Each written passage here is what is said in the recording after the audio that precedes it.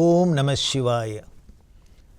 வாக்குண்டாம் நல்ல மனமுண்டாம் மாமலராள் நோக்குண்டாம் மேனி நுடங்காது பூக்கொண்டு துப்பார் திருமேனி தும்பிக்கையான் பாதம் தப்பாமல் ஷாருவார் தமக்கு.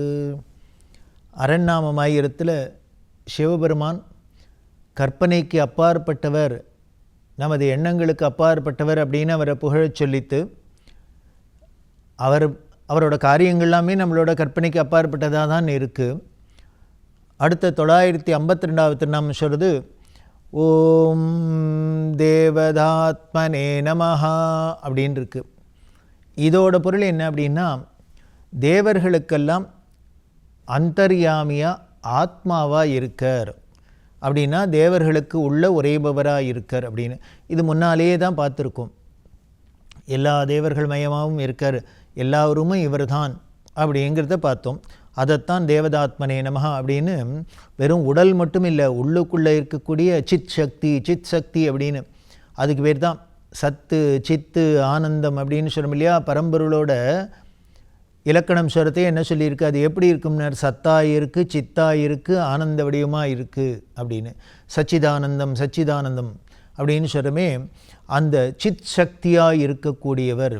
இந்த சித் சக்திங்கிறது தான் அப்படியே நம்மளோட உள்ளுக்குள்ளே இருக்கக்கூடிய அந்த எனர்ஜி அப்படின்னு சொல்கிறோமே, நம்மளை இயக்கிற சக்தி, அதுதான் இவர். அதனால் தேவதாத்மனே நமஹா அப்படின்னு சொல்லியிருக்கு.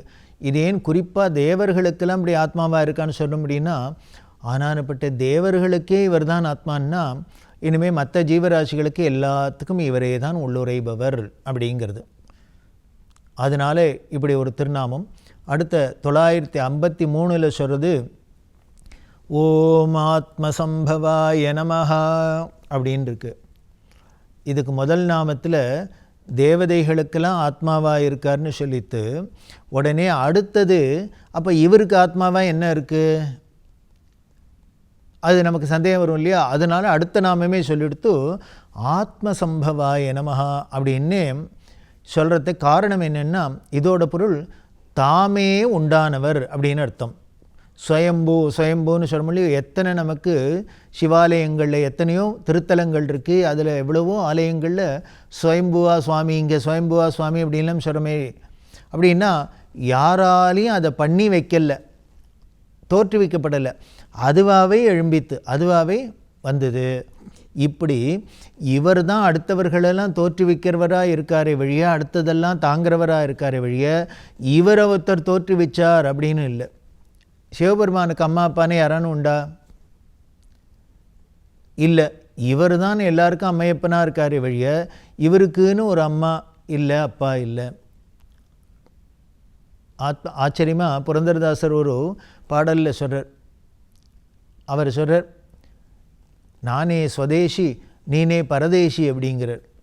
பகவானை பார்த்து நான் தான் எனக்குன்னு ஒரு ஊர் உண்டு, அட்ரஸ் உண்டு, எல்லாம் உண்டு, கார்டெல்லாம் வச்சுக்கலாம், ஆனால் உனக்குன்னு ஏதானு உண்டாங்கிற, நீ இந்த ஊர் தான் அந்த ஊர் தான், உனக்கு ஏதானும் ஒரு வரமுறை உண்டா, இல்லை இந்த அப்பாவுக்கு பிறந்தேன் இந்த அம்மாவுக்கு பிறந்தேன் அப்படின்னு உனக்கு ஏதானும் உண்டா? யாரும் இல்லை. அதனால் நீனே அனாதி அப்படிங்கிற, நீ அனாதையாக இருக்க, உனக்குன்னு ஒரு சொல்லிக்கிறதுக்கு ஒருத்தரும் இல்லை, அப்பா அம்மா இல்லை, உனக்குன்னு ஒரு ஊர் இல்லை, சொந்த ஊர்னு இல்லை, அதனால் நீ தான் பரதேசி, நீ தான் அனாதை அப்படின்லாம் ஒரு நிந்தாஸ்துதியாக ஒரு பாட்டு. ரொம்ப ஆச்சரியமாக இருக்கும். இது எதுக்காக அப்படின்னார், அவர் ஆத்மசம்பவர், அவரை உருவாக்கிறார் அப்படின்னா சுயமாக தானே இருக்கார், அவ்வளோதான். அங்கங்கே இந்த லீலைக்காக ஏதானும் உருவம் எடுக்கணும், நாமம் எடுக்கணும் அப்படின்னா அது அவராகவே வெளிப்படுறது தான். இப்படி அதைத்தான் நாம் தமிழில் சொல்லணும், தாந்தோன்றீஸ்வரர் அப்படின்னா அந்த ஸ்வயம்பு அப்படிங்கிறது தான் தானே தோன்றினவர், இன்னொருத்தரால் தோற்றுவிக்கப்படாதவர். உலகத்தில் எல்லா ஜீவராசிகளும் யாரோ ஒரு அப்பா அம்மாவால் தோற்றுவிக்கத்தான் படுறா, ஒரு பெற்றோர்களால் தோற்றுவிக்கப்படுறா. ஆனால் இவர் என்ன பண்ணுறார், சிவபெருமானை யாரும் தோற்றுவிக்கலை, அவராகவே தோன்றினர். அதனால் தாந்தோன்றீஸ்வரர் அப்படின்னு பல திருத்தலங்களில் இந்த திருநாமத்தோடு இருக்கார். குறிப்பாக சேலத்தில் பேளூர் அப்படின்னு சொல்கிறா. அதோட புராண பேர் என்னென்னா வேள்வியூர் அப்படின்னு. வசிஷ்டர் முதலான ரிஷிகள்லாம் வந்து அங்கே தவம் பண்ணி வேள்வியெல்லாம் பண்ணியிருக்கா, யாகங்கெல்லாம் பண்ணியிருக்கா. அதனால வேள்வியூருங்கிறது தான் மருவி இப்போ பேளூர்னு வந்துடுத்தோம். அந்த சேலம் பேளூரில் இருக்கிற சுவாமிக்கு பேர் தாந்தோன்றீஸ்வரர் அப்படின்னு பேர். இதை அர்ஜுனன் வந்து அங்கே பூஜை பண்ணியிருக்கிறதா தெரிகிறது. காரணம், இவரோட பாசுபத வஸ்திரம் வாங்கணும் அப்படிங்கிறதுக்காக சிவபெருமான பல இடங்களில் வழிபட்டார் அப்படின்னு சொல்லிட்டு கிருஷ்ணர் வந்து சொன்னாராம், நீ இந்த தாந்தோன்றியாக இருக்கக்கூடிய சிவபெருமான்கிட்ட நீ வரம் வாங்கிக்கோ அப்படின்னு. அதனால் அர்ஜுனன் வந்து பூஜை பண்ணியிருக்கான். இவரோட பூஜைக்கு மகிழ்ந்து சிவபெருமான் என்ன பண்ணார், தன்னோட திருமுடியில் இருக்கிற கங்கையை அங்கே ஒரு நதியாக வர வச்சார். அதுக்கு பேர் தான் வெள்ளாறு அப்படின்னு சொல்கிறோம். இந்த வெள்ளாறுங்கிறது புராணத்தில் கங்கையே சிவபெருமான் தலையிலேருந்து வந்தது அப்படின்னு. வசிஷ்டர் தவம் பண்ணி யாகம் பண்ணியிருக்கார் அப்படின்னு. குபேரன் என்ன பண்ணியிருக்கார், பொன்மாரி பொழிஞ்சார். அங்கே சிவபெருமான் இருக்கார் அப்படின்ட்டு, தாண்டோன்றீஸ்வரா இருக்கார் அப்படின்னு அவர் வந்து பொன்மாரி பொழிஞ்சார் அப்படின்ட்டு அந்த சிவங்கோவிலில் தாமரை பீடத்தில் உட்கார்ந்துருக்கிறாப்புல சன்னதியே இருக்குது குபேரன் பொன்மாரி பொழிஞ்சதுக்காக. இப்படி பல விதத்திலும் பல தேவர்கள்லேருந்து முனிவர்கள்லேருந்து எல்லாரும் பூஜை பண்ணினவராக இருக்கார். அப்படி இருக்கிற அந்த ஊரில் ஒரு மனிதர், அவர் பூஜை பண்ணி அவருக்கு எப்படி எல்லாம் லீலைகள் நடந்தது அப்படிங்கிறது ரொம்ப சுவாரஸ்யமான ஒரு விஷயம். இனிமேல் வசிஷ்டர் பூஜை பண்ணார், அர்ஜுனன் பூஜை பண்ணார், இந்திரன் பூஜை பண்ணார், குபேரன் வந்து பொன்மாரி, இதெல்லாம் எல்லா இடத்துலையும் நடக்கிறதா இருக்கலாம். அந்த ஊரில் ஒரு வியாபாரி இருந்தார். அவருக்கு பேர் மாணிக்கம் செட்டியார்னு பேர். அவர் என்ன பண்ணியிருக்கார், மிளகு வியாபாரம் பண்ணுவார். இந்த மிளகு வியாபாரிகள்லாம் அந்த காலத்தில் என்ன பண்ணால், மாட்டு வண்டியில் தங்கள்கிட்ட இருக்கிற சரக்கு வண்டியில் ஏற்றின்னு போய் பக்கத்தில் ஏதோ ஒரு நகரமாக எங்கேயோ ஒரு இடத்துக்கு போய் சந்தை இருக்கும், சந்தையில் போய் இதை வியாபாரம் பண்ணிவிட்டு அதில் பொருள் ஈட்டின்னு வருவார். போகிற வழியெலாம் அங்கங்கே காடு வீடாக தானே இருக்கும். அப்படி ஒரு காட்டு வழியால் இவர் போகிறார். போயிட்டு இவர் மிளகெல்லாம் வியாபாரம் பண்ணிட்டு மீதி மிளகெல்லாம் இருக்குது, அதை வண்டியில் ஏற்றின்னு வரார். வர வழியில் இவருக்கு பசிக்குமே, சாப்பிடணுமே. அதனால் இந்த காலம் மாதிரி அங்கங்கே உணவு விடுதி அதெல்லாம் கிடையாது. அவளே ஏதோ வேணுங்கிறத பண்ணி தான் சாப்பிட்டுக்கணும். இவர் என்ன பண்ணினார், இந்த மாணிக்கம் செட்டியார் சமைக்க ஆரம்பித்தார். காட்டிலேயே இருக்கிற வேர்களெல்லாம் எடுத்து வச்சு ஏதோ செட்டி பானையில் வச்சுட்டு இவர் சமைக்கிறதுக்கு பண்ணுறதே. இந்த கதையெல்லாம் கேட்டால் ஆச்சரியமாக இருக்குது. அதாவது இவெல்லாம் எவ்வளவு இயற்கையை ஒட்டி எவ்வளவு எளிமையாக இருந்திருக்கா அப்படின்னு. இனிமேல் நம்மளை மாதிரி பெரிய கேரியரை தூக்கின்னு போகிறது, இனிமேல் ஃபோனை பண்ணி வர சொல்கிறது, இதெல்லாம் இல்லை. அங்கே போகிற இடத்துல இருக்கிறத வச்சுட்டு என்னமோ பண்ணுற. அங்கே சுண்டைக்காய், அந்த சுண்டைக்காய் செடியில் காட்டில் எல்லாம் தான் இருக்குது. அதை எடுத்து அதை தான் இவர் தனக்கு கரிகாய் வேற எங்கே போகிறது, கையெல்லாம் ஒன்று எடுத்துன்னு போகலன்னு தெரியுது. அந்த சுண்டைக்காயை நசுக்கி இவர் ஏதோ பண்ணி பக்குவம் பண்ணி சாப்பாட்டுக்கு என்னமோ பண்ண போகிறார். அப்படி பண்ணிட்டு இருக்கிறதே இந்த சுண்டைக்காயெல்லாம் நசுக்கணும். அதுக்காக ஒரு இடத்துல வச்சு ஒரு கல், பக்கத்தில் ஒரு கல் இருந்தது, அந்த கல்லில் வச்சு இதை நசுக்கினார். இவர் கல்லெல்லாம் வச்சு நசுக்கின்றே இருக்கிறதையே திடீர்னு ஒரு குரல் கேட்டுது. என்ன அப்படின்னா, ஐயோ கல்லால் நசுக்கிற எனக்கு தலையெல்லாம் வலிக்கிறது அப்படின்னு. எனக்கு கல்லடி பட்டு தலையை வலிக்கிறது, அதனால் நீ என்ன பண்ணு, உங்கள்கிட்ட தான் மிளகு இருக்கே, மிளகா அரைச்சி எனக்கு 10 போடுன்னு. தலைவலி போகிறப்பில் மிளகா அரைச்சி 10 போடுன்னு குரல் கேட்குறது. இந்த மாணிக்க செட்டியார் பயந்து போயிட்டார். என்னைய திடீர்னு காட்டில் என்னமோ நம்ம பாட்டுக்கு ஏதோ சாப்பாட்டுக்கு எத்தையோ கிடைக்கிறத வச்சு ஓட்டின்னு இருக்கோம்,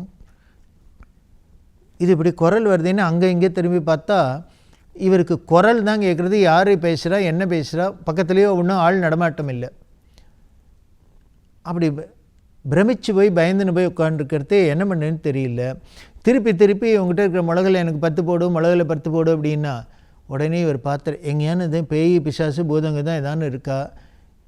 அதனால் தன்னோட மிளகெல்லாம் அதுதானே நாளைக்கு வியாபாரத்துக்கு அதுதானே வச்சுக்கணும். அதனால் இவர் என்ன பண்ணினார், என்கிட்ட மிளகே கிடையாதுன்னு, மிளகே இல்லை, இது மூட்டையில் இருக்கிறதுலாம் உளுந்து அப்படின்னு அவர் சொன்னார். ஏன்னா உளுந்துன்னா பரவாயில்ல, மிளகுன்னா ரொம்ப விலை ஜாஸ்தியோ இல்லையோ, அதனால் அபூர்வமான பொருள், என்கிட்ட மிளகு இல்லை அப்படின்னு.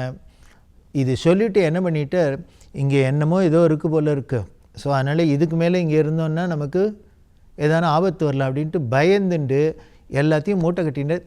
கிடுன்னு வீட்டுக்கு போயிட்டார். காட்டை தானே வீட்டுக்கு போயிட்டார். வீட்டில் போய் மனைவி வீட்டெலாம் சொல்லி வச்சிருப்பார், இந்த கூத்தை ஏன் கேட்குறேன், நான் வர வழியில் காட்டில் ஏதோ எனக்கு பசிச்சதே அப்படின்னு ஏதான ஒரு பக்குவம் பண்ணி சமையல் பண்ணி சாப்பிட்லான்னு சுண்டைக்காயை நெசிக்கிட்டே இருக்கேன் கல்லில் வச்சு. திடீர்னு ஒரு குரல் கேட்டுது, எனக்கு கல்லடிப்பட்டு தலையை வலிக்கிறது, மிளகு 10 வச்சு போடு, கல்லடிப்பட்டு இங்கே தலை வலிக்கிறது, மிளகு 10 வச்சு போடுன்னு நான் இப்படி சொல்லிட்டு வந்துட்டேன் அப்படின்னேன். உடனே அந்த அம்மா பயந்துவிட்டேன், நல்ல வேளை வந்தேன், அது எதனா பேய் பிசாசு பிடிக்காத இருக்கணுமே. இப்படிலாம் சொல்லிவிட்டு இவர் வீட்டில் சாப்பிட்டுட்டு இவர் எல்லாத்தையும் எடுத்து வச்சுருக்காரு இல்லையா, வச்சுட்டு படுத்துட்டாச்சு. மறுநாளைக்கு வியாபாரத்துக்கு போகணும் அப்படின்ட்டு இவர் மிளகு மூட்டையெல்லாம் வண்டியில் ஏற்றலாம் அப்படின்னு மாட்டு வண்டியில் ஏற்றுறது பார்க்கலான்ட்டு பார்த்தா ஆச்சரியம் என்னென்ன, எல்லா மூட்டையும் உளுந்தாக இருக்குது, ஒரு மிளகு இல்லை, எல்லாம் உளுந்தாக இருந்தது. இது உளுந்த பண்ணோன்னா இப்போ இன்னும் ஆச்சரியமாக படுத்து, என்ன நேத்திக்கு நமக்கு ஒரு குரல் கேட்டது மிளகு அரைச்சி 10 போடுன்னு, நாம் என்கிட்ட மிளகு இல்லை உளுந்து தான் இருக்குதுன்னு சொன்னோம் அப்படின்னா, இப்போ வீட்டில் பார்த்தா எல்லா மூட்டையும் உளுந்தாக கிடக்கு, மிளகே காணும். இவர் பயந்து போயிட்டார், இதில் என்னமோ இருக்குது அப்படின்ட்டு. உடனே நம்ம நேரம் கிடுன்னு காட்டுக்கு ஓடி வந்தார். ஓடி வந்தவர் நேற்றுக்கு எந்த இடத்துல இவர் சுண்டைக்காயெல்லாம் நசுக்கின்னு இருந்தாரோ அந்த இடத்துல அந்த கல்லுக்கிட்ட பார்க்குறார். பார்த்தா ஒரு சிரிப்பு சத்தம் கேட்குறது. இது என்ன திடீர்னு யார் சிரிக்கிற அப்படின்னா, நீ தான் மிளகே இல்லைன்னியே, இப்போ மிளகே இல்லாத போயிடுத்தான்னு. இவர் அப்புறம்தான் இவருக்கு ஒரு மாதிரி சுதாரிச்சுட்டு, இதில் என்னமோ ஏதோ இறை சக்தி இருக்குது அப்படின்ட்டு உடனே பார்த்துட்டு, இல்லை நான் பண்ணினது தப்பு தான், என்கிட்ட மிளகை வச்சுன்னு மிளகு இல்லைன்னு சொன்னது தப்பு தான், ஆனால் இது யார் என்னன்னு எனக்கு புரியலன்னா, அப்புறம் ஆகாயவாணியில் சிவபெருமான் குரல் கொடுக்குறார். இப்போ கூடவா புரிஞ்சிக்கல அப்படின்ட்டு, நான் இங்கே ஸ்வயம்புவாக இருக்கேன், தான் தோன்றியாக இருக்கேன், நீ என்னடான்னா அது சிவலிங்கம்ங்கிறது லிங்கம்னு தெரியாத நீ அது மேலே தூக்கி சுண்டைக்காயை வச்சு இன்னொரு கல்லால் நசுக்கிற, அதனால தான் நான் உனக்கு குறிப்பால் உணர்த்தணுங்கிறதுக்காக தான் கல்லடி பட்டு எனக்கு தலைவலிக்கிறது, மிளகு மருந்து போடுன்னு சொன்னேன், மிளகு 10 போடுன்னு சொன்னேன் அப்படின்னா. உடனே உருகினார் இந்த மாணிக்கம் செட்டியார். ஓ இப்படி இது நான் கல்லுன்னு நினச்சின்னு பண்ணியிருக்கேன், ஆனால் தான் தோன்றியாக இருக்கக்கூடிய ஸ்வயம்புவாக வந்த சிவலிங்கம் அப்படின்னு தெரிஞ்சுண்டு உடனே அவர் பெரிய வியாபாரியாக இருந்ததுனால ஆலயம் கட்டினார் அப்படின்னு இந்த பேளூர் ஸ்தல புராணம் சொல்லுது. இந்த தான் தோன்றீஸ்வரோட ஸ்தல புராணத்தில் இந்த கதையெல்லாம். அவர் இதுக்கு முன்னால் இனிமேல் வசிஷ்டருக்கு அருள் செஞ்சுருக்கலாம், குபேரனுக்கு பண்ணியிருக்கலாம், அர்ஜுனனுக்கு பண்ணியிருக்கலாம், எல்லாம் பண்ணியிருக்கலாம். ஆனால் இது மாதிரி மனிதர்களுக்கும் அருள் பண்ணி தன்னோட அந்த இறை சக்தியை காமிக்கிறார் அப்படின்னு தெரியுது. அப்படி இருக்கக்கூடியவர் தான் தோன்றீஸ்வரர் அப்படின்னு ஆலயம் நமக்கு தெரியுது. அவர் கோவில் கட்டின முடியும். இப்படி ஒரு இடத்துல இல்லை, பல இடங்களில் இவர் ஸ்வயம்புவாக தான் இருக்கார். எத்தனை இடங்களில் காரணம் என்ன அப்படின்னா, இவரை தோற்றுவிக்க ஒருத்தர் இல்லை அப்படின்னு. ஆரூர்லேயே தியாகேச பெருமானுக்கு என்னென்ன விடங்கமூர்த்தி அப்படின்னு தான் பேர். விடங்கன் அப்படின்னாக்க டங்கம்னா ஒளி. பொதுவாகவே ஒரு சிலை பண்ணணும் அப்படின்னா யாரோ ஒரு சிற்பி ஒளியை வச்சு அதை செதுக்கி தான் எடுக்கணும். ஒரு பெரிய கல்லாக இருக்கிறதோ இல்லை ஒரு உலோகமாக இருக்கட்டும், எதுவாக இருக்கட்டும், அதை நம்ம ஒளி வச்சு தான் செதுக்கி ஒரு உருவத்தை கொண்டு வர முடியும். ஆனால் இவர் அப்படி ஒளியெல்லாம் படாத தானே தோன்றி இருக்கிறதுனால்தான் அவருக்கு ஆத்மசம்பவாய நமஹா அப்படின்னு தானே தோன்றின தான் தோன்றீஸ்வரர் அப்படின்னு தெரியுது. அப்படி இருக்க அவரோட பெருமையில் இன்னும் பல விஷயங்களை தொடர்ந்து பார்க்கலாம். ஓம் நம சிவாய.